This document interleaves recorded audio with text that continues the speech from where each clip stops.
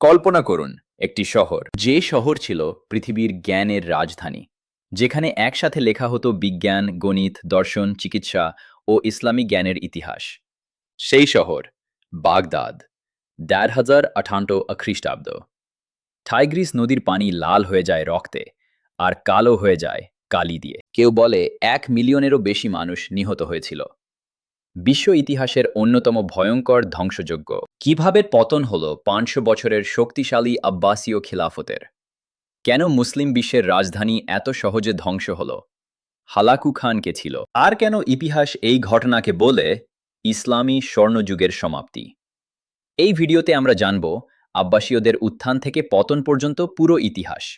ভিডিওটি শেষ পর্যন্ত দেখুন, লাইক দিন, সাবস্ক্রাইব করুন।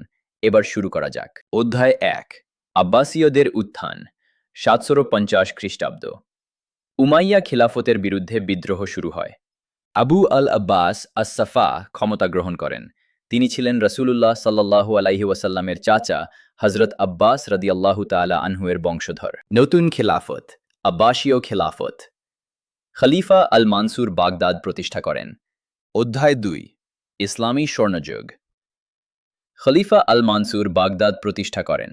পরবর্তীতে হারুন আর রশিদ এবং আল মামুনের শাসনে শুরু হয় ইসলামের স্বর্ণযুগ। বাইতুল হিকমা, যেখানে অনুবাদ হতো গ্রিক, পারস্য ও ভারতীয় জ্ঞানভাণ্ডার। এ সময়ে জন্ম নেন ইমাম আবু হানিফা রাদিয়াল্লাহু তাআলা আনহু, ইমাম মালিক রাদিয়াল্লাহু তাআলা আনহু এবং ইমাম শাফেঈ রাদিয়াল্লাহু তাআলা আনহু। বিজ্ঞান, চিকিৎসা, গণিত সব ক্ষেত্রেই মুসলিম বিশ্ব ছিল শীর্ষে। ইমাম আহমদ ইবনে হাম্বল রাদিয়াল্লাহু তাআলা আনহু।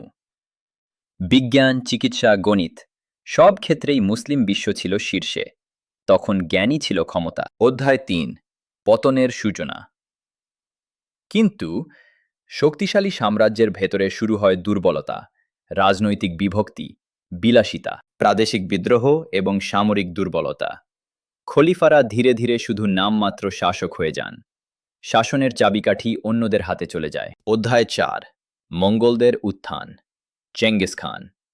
ইতিহাসের সবচেয়ে ভয়ঙ্কর সেনাপতি।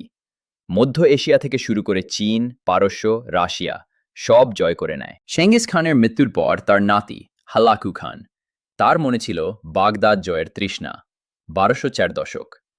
হালাকু শুরু করে পশ্চিমমুখী অভিযান। অধ্যায় ৫, হালাকুর অভিযান। প্রথমে আলামুতের ইসমাইলি দুর্গ ধ্বংস, তারপর লক্ষ্য বাগদাদ। বিশ্বের সবচেয়ে সুরক্ষিত শহর তখন হুমকির মুখে। বিশাল মঙ্গোল বাহিনী এবং দুর্গ ভাঙার যন্ত্র নিয়ে তারা এগিয়ে এলো। বাগদাদের পতন এখন সময়ের ব্যাপার মাত্র। পঙ্গপালের মতো মঙ্গোলরা ছড়িয়ে পড়ল। অধ্যায় ৬, বাগদাদের দিকে অগ্রযাত্রা। হালাকু খলিফা আল মুস্তাসিমকে আত্মসমর্পণের আহ্বান জানায়, কিন্তু খলিফা ভুল সিদ্ধান্ত নেন। সেনাবাহিনী প্রস্তুত নয়, রাজনৈতিক বিভক্তি তুঙ্গে। ফেব্রুয়ারি ১৩৫৮। বাগদাদ শহরটি চারদিক থেকে মঙ্গোল বাহিনী ঘিরে ফেলেছে। শহর থেকে ধোঁয়া উঠছে, অবরোধের ভয়াবহতা। ৪০ দিন ধরে হত্যা, লুটপাট, অগ্নিসংযোগ। নগরে তখন রক্ত গঙ্গা বইছে। কোনো দয়া নেই, কোনো ক্ষমা নেই। শত বছরের প্রাচীন স্থাপত্য ধুলোয় মিশে যাচ্ছে। বাগদাদ তখন এক জীবন্ত নরক। বাইতুল হিকমাহর পতন। কথিত আছে টাইগ্রিস নদীর পানি কালো হয়ে গিয়েছিল বইয়ের কালি দিয়ে। শত শত বছরের মহামূল্যবান জ্ঞান ধ্বংস হয়ে গেল চোখের পলকে। পণ্ডিতদের রক্ত আর বইয়ের কালিতে একাকার হয়ে গেল নদী। আধুনিক বিশ্ব কল্পনাও করতে পারবে না কি হারিয়েছে সেদিন মানবজাতি। জ্ঞানের সূর্য অস্তমিত হল বাগদাদে। খলিফা আল মুস্তাসিম বন্দী হন। মঙ্গোলরা বিশ্বাস করত রাজকীয় রক্ত মাটিতে পড়া উচিত নয়। তাকে গালিচায় মুড়ে হত্যা করা হয়। এভাবেই শেষ হয় আব্বাসীয় খিলাফতের বাগদাদ অধ্যায়। ধ্বংসস্তূপের নিচে চাপা পড়ল একটি সভ্যতা। পঙ্গপালের মতো মঙ্গোলরা চলে যাওয়ার পর অবশিষ্ট থাকল কেবল হাহাকার। ইসলাম পুরোপুরি নিশ্চিহ্ন হয়নি, কিন্তু কেন্দ্র হারিয়ে যায়। বিশ্ব ইতিহাসে প্রভাব। মুসলিম বিশ্ব মানচিত্র পরিবর্তন। মিশরে মামলুকদের উত্থান।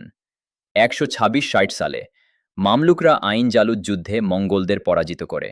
প্রতিশোধের সূচনা। পতনের কারণ বিশ্লেষণ। ১, অভ্যন্তরীণ বিভক্তি। ২, সামরিক দুর্বলতা। ৩, রাজনৈতিক ষড়যন্ত্র। ৪, দুর্নীতি। ৫, শাসকের অদূরদর্শিতা। শুধু মঙ্গোলদের শক্তি নয়, মুসলিমদের দুর্বলতাও পতনের কারণ। নিজেদের অনৈক্যই ডেকে এনেছিল এই মহাবিপদ। আমাদের শিক্ষা কি? ইতিহাস শুধু গল্প নয়, এটা শিক্ষা। ঐক্য হারালে পতন অনিবার্য। জ্ঞান হারালে সভ্যতা টিকে না। নেতৃত্ব দুর্বল হলে জাতি ধ্বংস হয়। আজকের পৃথিবীতেও এই শিক্ষা সমানভাবে প্রযোজ্য। ঐক্যবদ্ধ হওয়াই একমাত্র পথ। বাগদাদ ধ্বংস হয়েছিল, কিন্তু ইসলাম টিকেছিল। শক্তি শুধু অস্ত্রে নয়, ঐক্যে, জ্ঞানেই। ভিডিওটি ভালো লাগলে লাইক দিন। ইতিহাস জানতে সাবস্ক্রাইব করুন। আসসালামু আলাইকুম।